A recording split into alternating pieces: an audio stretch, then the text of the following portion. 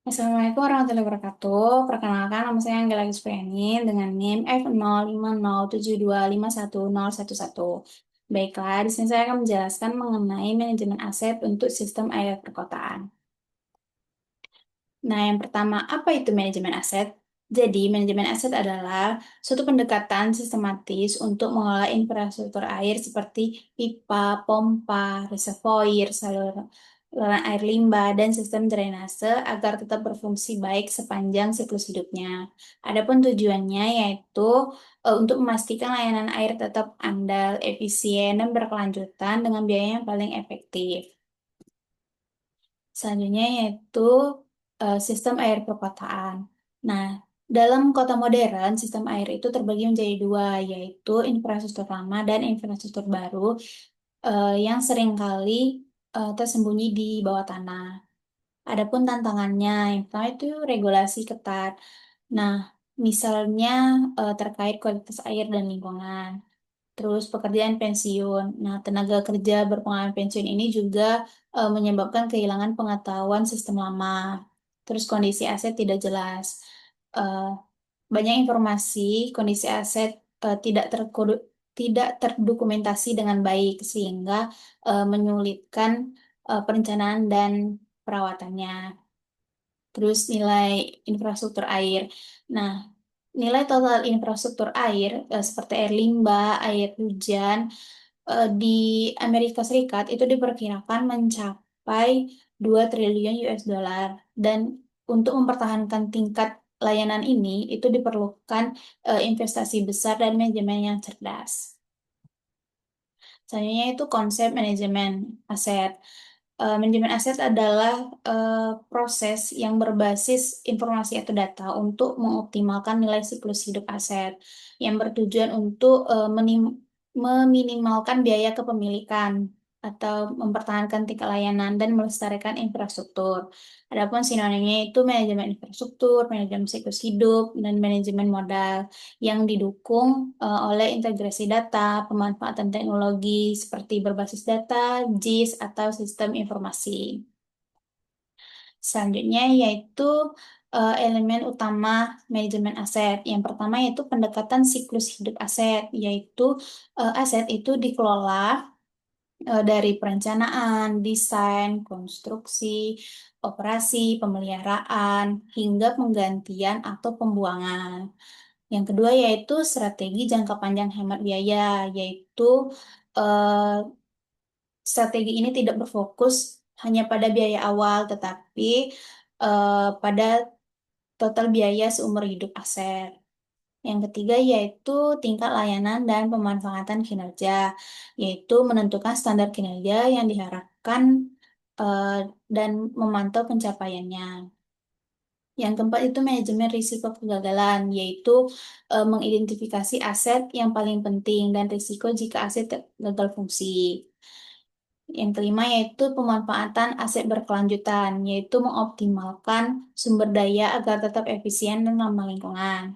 Yang terakhir yaitu peningkatan berkelanjutan, yaitu program selalu dievaluasi dan disesuaikan dengan perkembangan teknologi.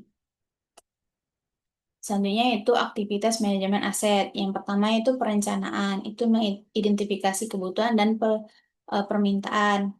Eh, Misalnya yaitu mengidentifikasi kebutuhan jangka panjang dan jangka pendek berdasarkan permintaan layanan air.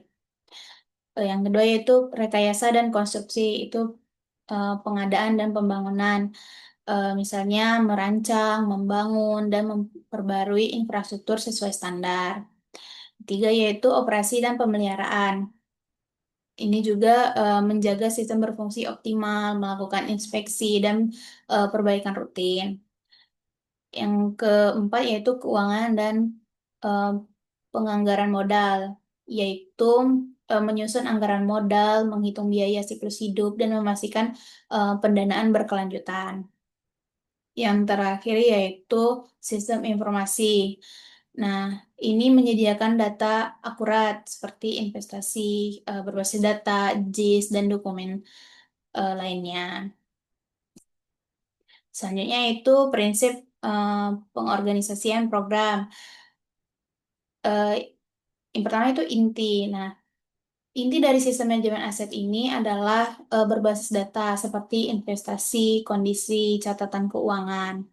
Adapun tugas lintas departemen seperti keuangan, yaitu pendanaan dan akuntansi, teknik, perencanaan dan desain, terus ada IT, IT juga pengelolaan data dan sistem, dan O dan M yaitu pemeliharaan harian. Selanjutnya itu eh, panduan internasional. Nah, sumber ini dari Manual Manajemen Infrastruktur Internasional. Nah, pada IIMM ini eh, memiliki istilah manajemen holistik.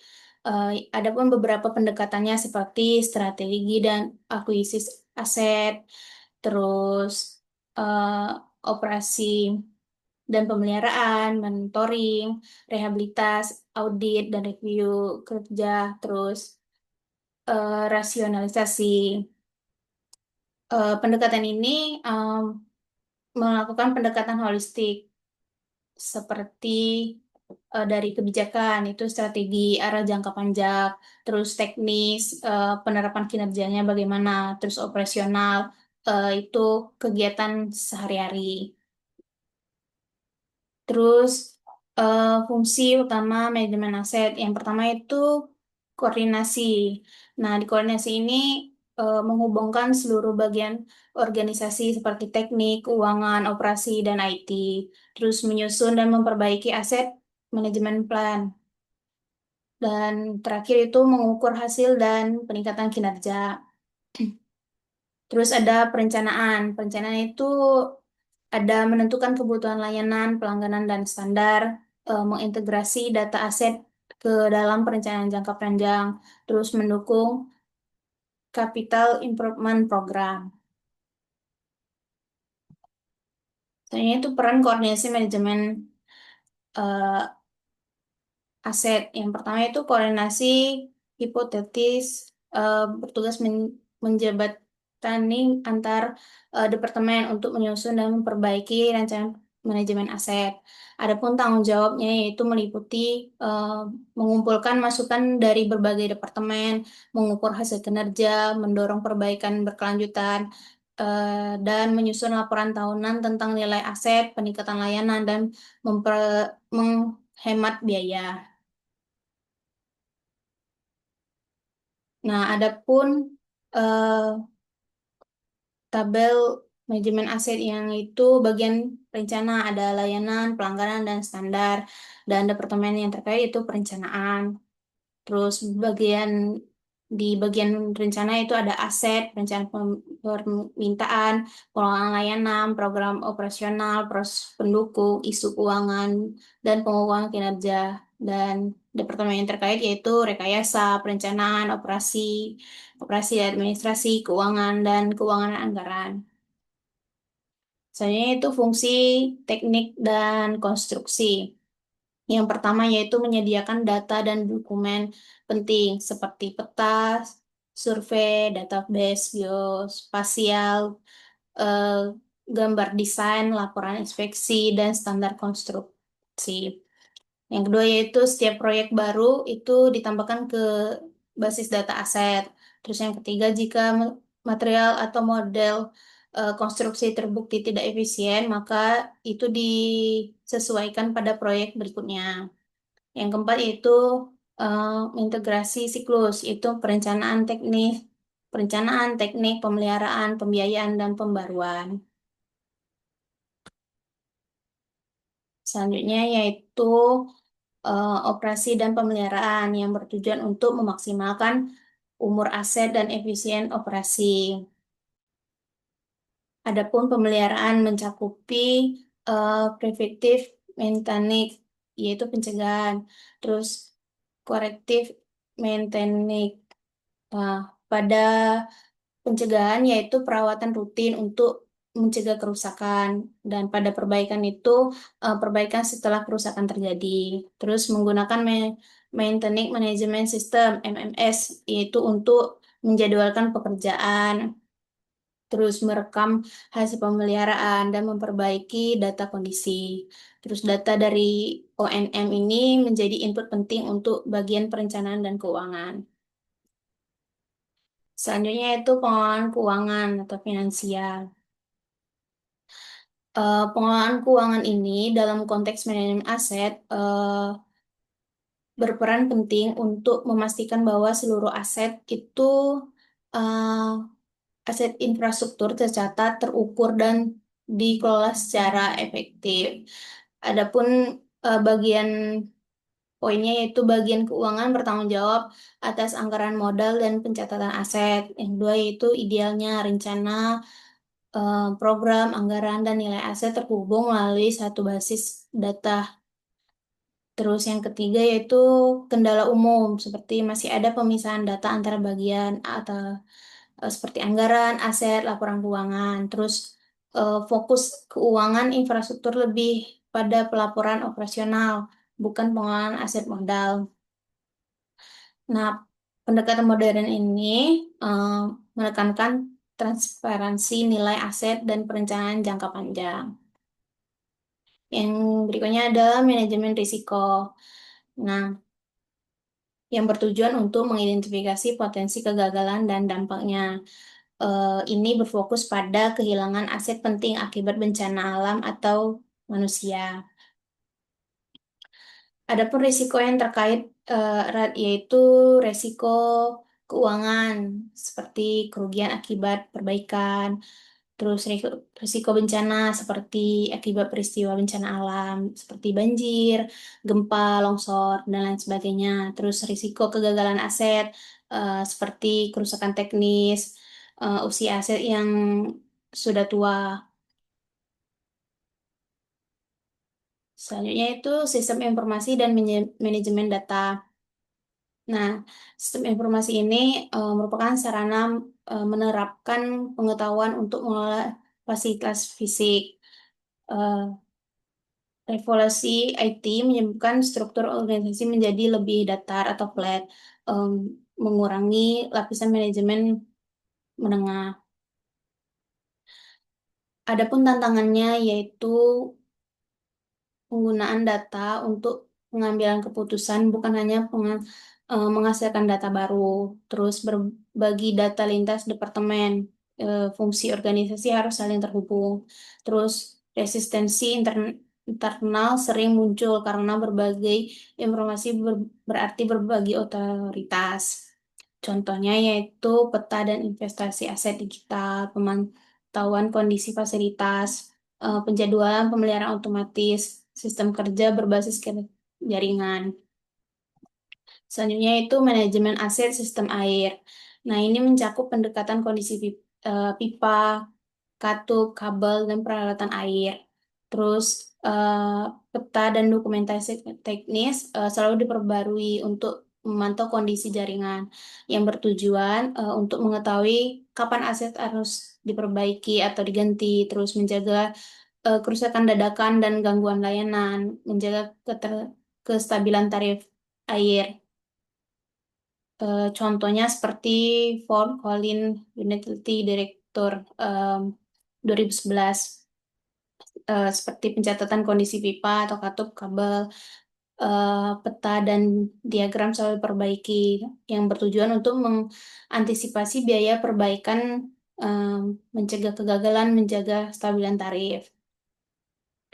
Adapun langkah-langkah manajemen aset. Yang pertama yaitu mengetahui aset. Nah, langkah pertama adalah mendata seluruh aset seperti pipa, pompa, reservoir. Nah, setiap aset itu dicatat kondisinya, lokasi, terus umur, nilainya untuk mengetahui apa yang dimiliki dan keadaan seperti apa. Terus menentukan tingkat layanan. Nah, ini menetapkan standar kinerja yang dicapai, misalnya tekanan air, kualitas air, atau keadaan distribusinya. Terus menganalisa risiko. Nah, ini mengidentifikasi kemungkinan kegagalan aset dan dampak yang terhadap layanan serta keuangannya. Terus mengatur pemeliharaan dan investasi. Itu berdasarkan data kondisi dan risiko. Itu ditentukan strategi perawatannya, rencana yang tepat dan efisien. Terus menyusun rencana keuangan, yaitu menghubungkan kebutuhan aset dengan rencana anggaran jangka panjang, termasuk biaya pengganti, perawatan, dan lain sebagainya. Selanjutnya itu implementasi manajemen aset sistem air. Nah, yang pertama itu optimalisasi umur aset agar nilai investasi maksimal, yaitu aset dikelola dan dirawat agar dapat digunakan eh, selama selama mungkin dan kinerja yang baik sehingga dana investasi memberikan manfaat maksimal. Selanjutnya itu peningkatan berkelanjutan melalui evaluasi rutin dan inovasi, yaitu kondisi dan kinerja aset dievaluasi secara berkala. Terus prioritas aset penting berdasarkan risiko dan kondisi. Nah, fokus perawatannya dan investasi diberikan pada aset yang paling kritis atau berisiko tinggi terhadap gangguan layanan. Terus yang keempat itu gunakan data dan teknologi untuk mendukung keputusan. Nah, itu juga eh, sistem informasi dan teknologi seperti JIS atau sensor itu membantu pengambilan keputusan yang cepat dan berbasis data nyata. Terus libatkan keuangan, operasional, dan teknis dalam satu sistem terintegrasi, yaitu semua bagian bekerja sama dalam satu platform data agar perencanaannya, pendanaan, dan pelaksanaan kegiatan aset saling mendukung. Baik, mungkin itu saja yang dapat saya sampaikan.